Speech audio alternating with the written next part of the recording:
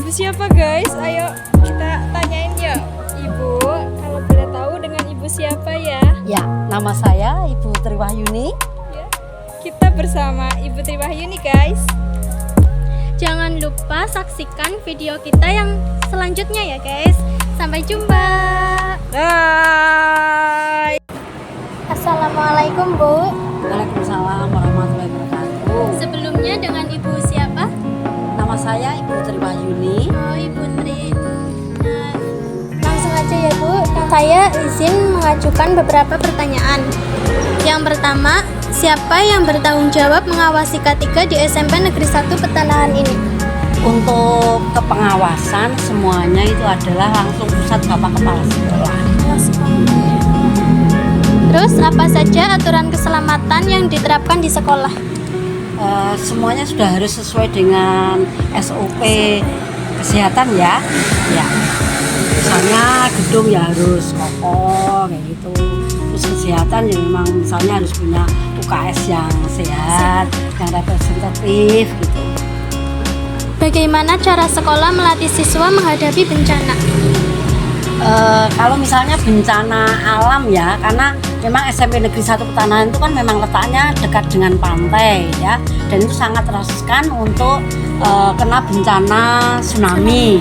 Nah, maka di salah satu program ekstrakurikuler PMR itu ada kegiatan memang mengenali materi tentang kesiapsiagaan bencana. Terus kalau secara umum nanti ada berkala juga melaksanakan simulasi kesiapsiagaan bencana. Apa saja fasilitas kesehatan yang tersedia untuk siswa? Fasilitas kesehatan di sekolah yang ada itu UKS. Ya, itu untuk melayani anak-anak yang sakit, memberikan pelayanan obat atau mungkin tenaga gitu ya, supaya anak merasa nyaman dan bisa beraktivitas seperti biasa lagi. Bagaimana pengawasan terhadap area yang berpotensi bahaya? Kepengawasannya itu misalnya gedung misalnya ya, itu ya harus dievaluasi secara berkala, harus ada kepengawasan secara berkala.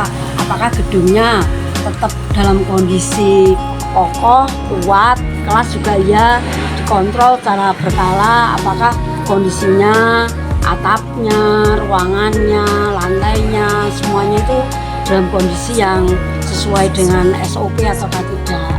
Insya Allah semuanya harus sesuai dengan keamanan sekolah, keamanan anak-anak.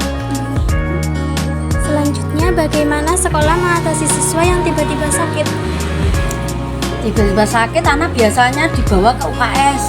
Nah, nanti di UKS itu akan diberikan pelayanan ya, ditanya tentang jenis kesehatannya apa, tentang sakitnya apa yang dikeluhkan. Ya, kemudian biasanya anak dibuatkan minum hangat itu, terus diberikan obat sesuai dengan jenis sakitnya. Terus anak biasanya diminta untuk istirahat di UKS. Juga ditanya kalau misalnya sakitnya itu kok serius ya, maka ditanya mau pulang ya atau mau, kalau memang serius sekali ya kondisinya mungkin kena pecahan kaca atau mungkin terluka berat, maka kita rujuk ke medis ya, ke puskesmas atau rumah sakit terdekat. Di sini ada Puskesmas Petanahan dan PKU Petanahan. Apa program sekolah yang terkait dengan kebersihan dan kesehatan lingkungan? Program kebersihan itu kalau di SMP 1 Petanahan itu sudah ada Jumat bersih. Ya, Jumat bersih itu setiap 1 bulan sekali. Tapi anak-anak ada jadwal piket setiap hari. Ya, setiap kelas punya jadwal piket. Terus ada Jumat bersih, terus juga ada Jumat secara masa itu ya, kebersihan ketika sekolah mungkin ada event besar, event penting, maka anak-anak harus melaksanakan kebersihan secara totalitas dari A sampai Z begitu ya, semua ruangan, semua lingkungan ya itu harus kita bersihkan bersama. Semua dilaksanakan oleh seluruh Bapak Ibu guru karyawan dan seluruh peserta didik. Baik, yang terakhir itu yang bertugas untuk menjaga keamanan sekolah siapa saja? Tugas keamanan sekolah itu sebenarnya melekat pada seluruh warga sekolah. Ya, seluruh warga sekolah wajib menjaga keamanan bersama. Tapi di sekolah ini ada juga petugas satpamnya, ya.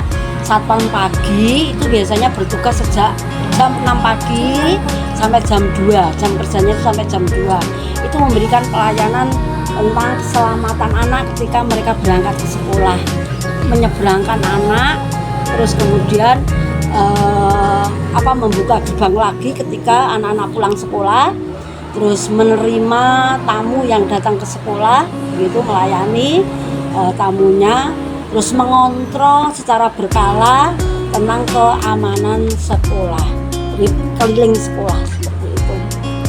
Terus apa ada yang mengawasi itu kayak kantin itu biar makanannya tetap higienis terus? Iya, ada. Itu sekolah itu melekat pada kepengawasan sekolah. Itu tugas dari Wakahumasan, itu salah satunya mereka mengelola kantin sekolah.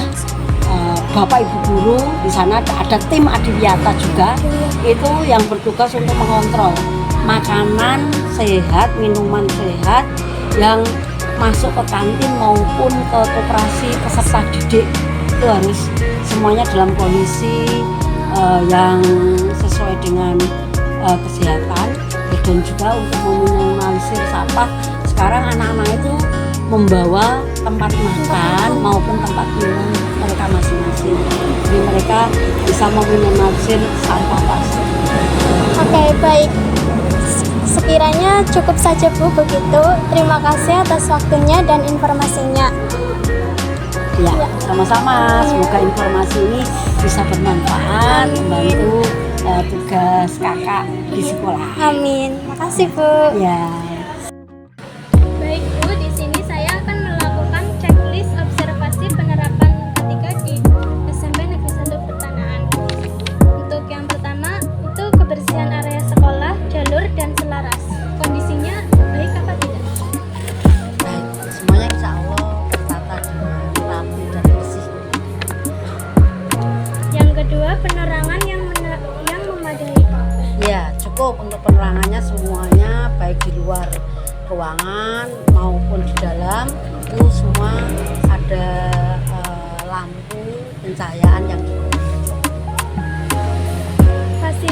Ventilasi udara yang cukup. Ya, karena di SMP 1 Pertanahan kan daerahnya kan pedesaan ya, terus tanamannya juga banyak yang rindang tuh ya, yang besar-besar ya. Udaranya bersih.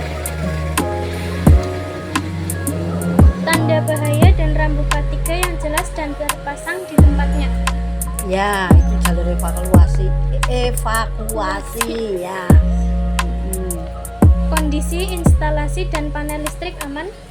Insya Allah ya. Kabel tidak berserakan dan tidak rusak. Ya, rapi. Peralatan listrik dalam kondisi baik semuanya. Ya.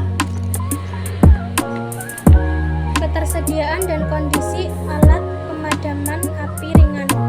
Ya, ada di tempat-tempat yang memang itu berbahaya, berpotensi untuk kebakaran, itu kami kasih tabung gas. Lokasi apar mudah diakses dan tidak terhalangi. Ya, itu di dekat dengan pintu keluar. Ketersediaan kotak P3K dan kelengkapannya. Ya, ada di UKS. Jalur evakuasi bebas hambatan dan terlihat jelas. Ya, semuanya insya Allah ya. Jenah jalur evakuasi tersedia di setiap area. Ya, ada beberapa titik yang memang kita berikan jalur evakuasi. Pekerja mengetahui instruksi keadaan darurat. Ya, pekerja atau bapak ibu guru ya, karyawan ya yang bekerja di sini ya. Barang disimpan di tempat yang ditentukan. Ya, di tempat-tempat yang memang selayaknya. Bahan berbahaya disimpan dengan benar, misalnya di lemari tahan api. Ya, terutama yang bahan kimia itu Lepa. Tabung gas disimpan tegak dan terpisah antara yang terisi dan kosong. Ya, itu di dapur.